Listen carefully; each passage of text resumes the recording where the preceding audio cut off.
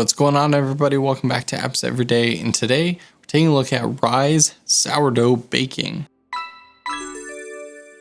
So this one is very specific if any of you are bread makers out there. I found this a while back because my wife super got into making different kinds of bread, and so I was looking around for different apps that maybe would be beneficial to her.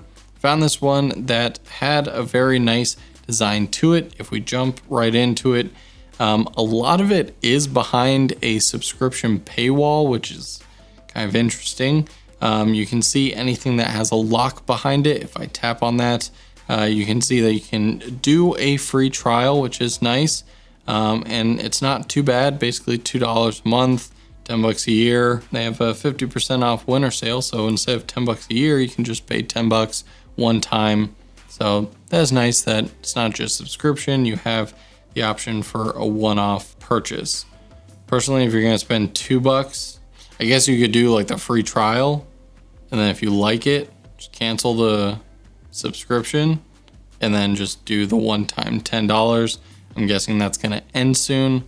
So if you're interested in that, hop on it in the link in the description. But anyway, if we go in here, we can see basically a nice layout of kind of the overview, what it's generally going to look like in the end. We can tap and see pictures of the outside, the inside, so you kind of have a general rule of thumb of what it should look like. And it looks like a planned start time. That's nice. All the ingredients you need, and then a very nice, easy to read layout. Even got some fun little emojis in there. How nice. Oh, look at that. They even have some little videos. For someone like me, that is incredibly helpful. And I do believe if you go up to the top and go to add to my rises, that's essentially saving it. And now you can actually go in and hit edit.